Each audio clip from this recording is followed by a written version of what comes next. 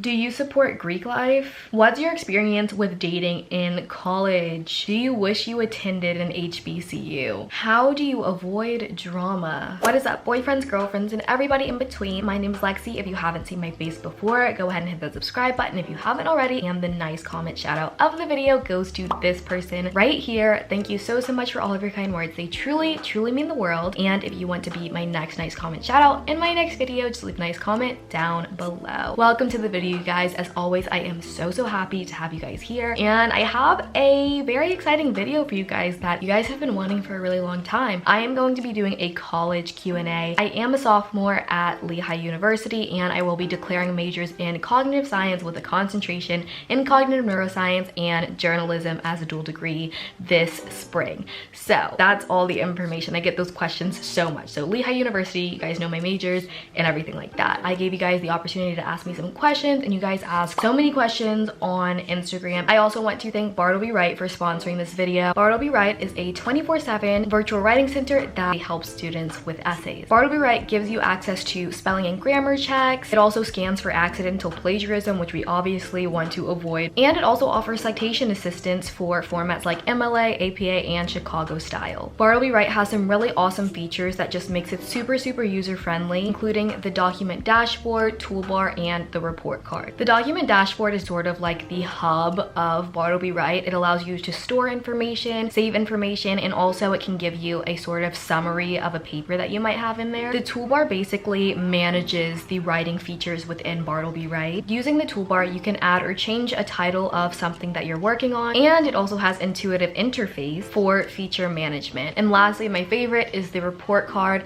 That's where you can see accidental plagiarism, any spelling or grammar checks, any incorrect citations that could be fixed, and all that good stuff. I'm really happy that I'm doing this partnership with Bartleby Wright right here, right now, because as we all know, finals are coming up. I already have 2 papers that are being assigned, so I'll definitely be using Bartleby Wright for those papers. Although Bartleby Wright is $9.99 a month, which is not too bad at all, I do have a link in my description box that if you click and sign up for Bartleby Wright, you will get 1 month of Bartleby Wright services for free. And if you guys have ever seen my Instagram story or even watch any of my vlogs and study montages, you guys know that I absolutely adore Google Docs, and I'm happy to say and I'm happy to share with you guys that Bartleby Wright can super easily be integrated in Google Docs, which makes the experience just so much easier and so much better. So I want to thank Bartleby for sponsoring this video and remind you guys that you can click the link in my description box to check out Bartleby Wright and get 1 month of Bartleby Wright services for free. Bartleby Wright will get you right. Oh my gosh. Bartleby Wright will get you right. As you guys can see, we got lots of questions. Let me just scroll all the way to the bottom and see what I want to answer. So S_Sammy R asked, how do you manage your time with reading assignments and studying? Time management is just a skill that you kind of develop as you age, especially like your first year of college. Your time management will not be the best that it will be. Time management is just a skill that you develop as you start to gain more responsibilities in life, and it's not a bad thing if you like struggle with time management, but just know it's up to you whether you kind of want to fine tune and develop that skill a little bit more. I will say that fear is what motivates me to do work. Fear of failure, which isn't the healthiest thing, let's be real, but I'm just keeping it honest with you guys.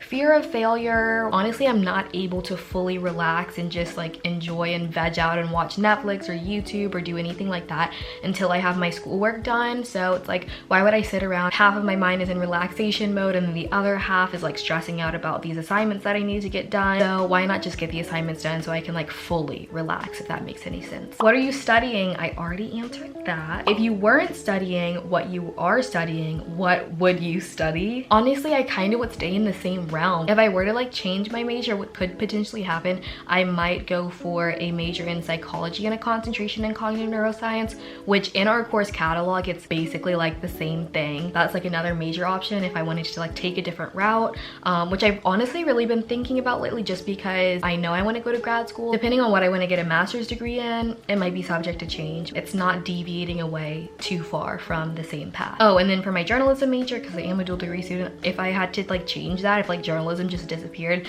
I'd probably just do communications, which, you know, isn't like super similar, but I feel like it requires the same kind of skill set and mindset. So there you go. How did you know what to major in? So you go in with these expectations, like everybody wants to be a doctor, everybody wants to be a lawyer, and then you realize I'm not really interested enough to work hard enough to be good at these things for the coursework that's required for, you know, like engineer, doctor, lawyer, all the things your parents want you to be. But I think it's really important to realize that you could be like some sort of like crazy engineer making well beyond 6 figures and be super unhappy with your life, even if your subject is something that you're not necessarily like naturally great at. If you are interested in it enough to put in the work to get that degree and to work towards getting that degree, then that's how you kind of know you're in sort of the right niche. What's been your biggest struggle? This is a really good question. I would say my biggest struggle is just my fear of failure and the expectations that I'm not setting for myself, but I feel like I have to meet for other people.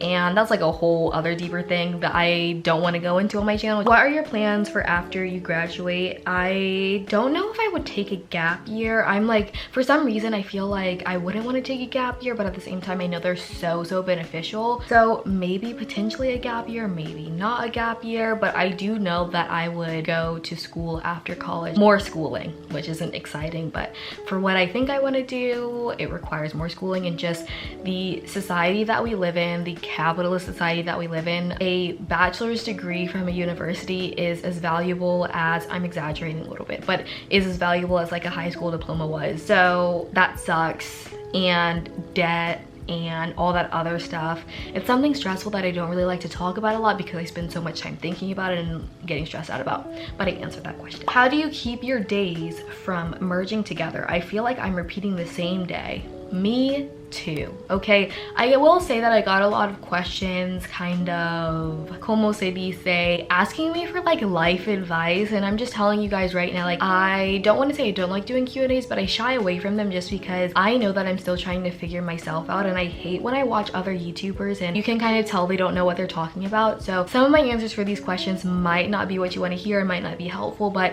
at least I'm being honest when I say I don't know how I feel that way. I feel like I sit at my desk all day and then it's dark outside and then I go to sleep and I wake up the next morning and I'm sad about it and I do the same thing over and over again. I think that's just how we're feeling because online learning and like we're in a pandemic. How do you maintain a healthy diet when there's nothing but junk at college? I would say just try not to think so much about it, just because like you need fuel for your body, and if I'm not eating great, it's like, okay, at least I'm eating something, because with like hustle culture and how difficult college classes are, it's very easy to skip meals, forget to eat, or you know, there's a lot of food insecurity on college campuses. So even if you're eating junk, have the mindfulness to realize like, oh, I need fuel for my body and I need to eat this. So, you know, it might not be the best thing. If I'm eating a burger, it might not be a kale smoothie, but this is what is accessible to me right now, and my body will use it for fuel somehow, some way. Does Dean's List / honors mean a lot to you in college? If not, why? No, I definitely do care about how I perform in my classes. I think everybody should, but I exhausted myself so much with that in high school, and at this point in college, and especially for what I'm studying, I'm just trying to experience it and take it all in. Also, Lehigh is a very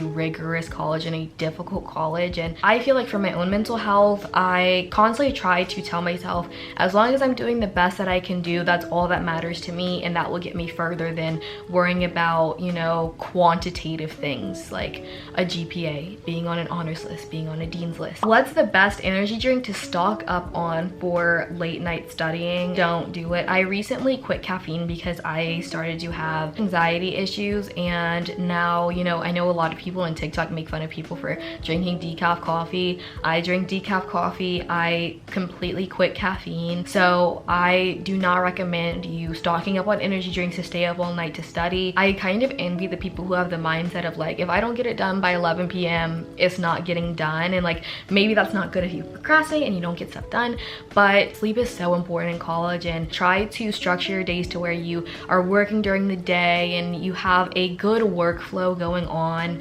when you feel the most energized. And if that's at night, make sure that you're making up for the sleep that you're getting, but don't intentionally stay up all night when you know you can prevent it, if that makes any sense. How did college affect your mental health positively and negatively? Positively, I feel like I gained more confidence in myself socially. Negatively, I feel like there's a lot of social pressures that I don't just like fall prey to, and a lot of people get pissed off at me and then it makes me upset, and it's just this whole cycle. Also feeling sort of inadequate, especially if you have people, your loved ones, who have super high expectations of you, and even if they don't realize that they're putting pressure onto you, if you've internalized that pressure all of your life, then it's gonna come out in college. And that's kind of what's happening to me now. There are a lot of times where I feel like such a failure, and if I were to, you know, compare my life to other people my age, I would say like, okay, I'm doing really well. Either like I'm doing a little bit better or I'm on par. And I don't know, it's just really easy to feel like you're not enough in college, especially if you're academically driven. It's really easy to feel like you suck. I got this question a lot. What's the workload like? And it honestly just depends on what you're studying. Do you support Greek life?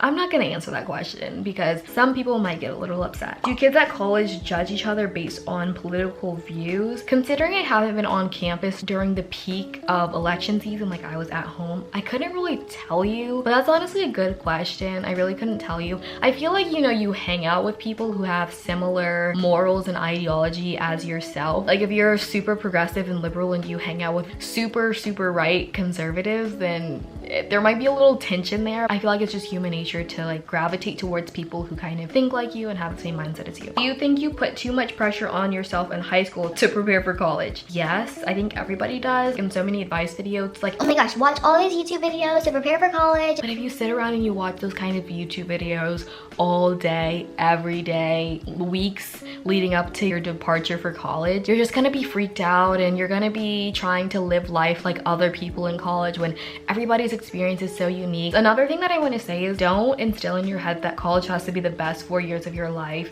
I can honestly say if college is the best 4 years of my life, I'm gonna be very disappointed. It's really not all it's cracked up to be. Just think of it as like a part of your life, because when things are pressured and you drill into your mind, this is supposed to be the best, this is supposed to be the best, it just leads to a bunch of letdowns, which leads to a deteriorating mental health. What's your experience with dating in college? Have low expectations. If you are a heterosexual female like myself, it's not all it's cracked up to be. Especially if you are a black heterosexual female like myself and you go to a PWI, I would just say, you know, it's nothing to look forward to. It's nothing to look forward to. How do you avoid drama? Communicate, and if you really don't want to be around people, don't force yourself to be around them. I don't understand why that's so difficult and so hard for people. My mom has always told me, for some reason, you have no problem saying no to people, and that's something that I really pride myself in, especially in college. All right, last question is a juicy one. Do you wish you attended an HBCU? I love my college, you know, for what it is, but I was very close to going to an HBCU. Being a black woman, especially, I feel like it might be easier for black guys, but that has its own challenges. Being a black girl at a predominantly white institution is really hard. And like, keep in mind, like, this isn't anything new to me. I have been in predominantly white spaces my whole life, but something about being in a university, it kind of gives me a little bit of anxiety. It makes me really sad sometimes, especially if you're surrounded by people who have never been around black people and then they use that as an excuse. It's something that's very difficult, and it's a unique experience to navigate because you're there by yourself. I'm not trying to say this to scare any black girls out there who want to go to a PWI, but all I'll say is a lot of people are super ignorant and they think that just acknowledging that racism is a thing is enough. It's very frustrating, I'll say that, but you know, I feel like going to an HBCU would bring a heap of its own issues, so it's a give or take. You experience what you experience, it doesn't define you, and you move on. That wraps it up for this video. Please give this video a thumbs up and comment down below if you like these sort of videos. If you guys want more like Q&As from me, let me know in the comments. I also want to thank Bartleby Right for sponsoring this video. Make sure to click the link in my description box to get Bartleby Right for free for 30 days. I want to thank you guys so much for spending this time with me. Make sure to follow me on Instagram if you guys want to be able to ask questions for these videos in the future. And yeah, I'm gonna go ahead and sign off, but before I go, I want to remind you guys to spread kindness and always remember that the less you wander, the more you wonder. I love you guys so much, and I will see you in my next video. Bye guys. I think it's only fair. There's gotta be some butterflies somewhere I wanna share, cause I like you, but that's not enough. So if you will, please fall in love with me.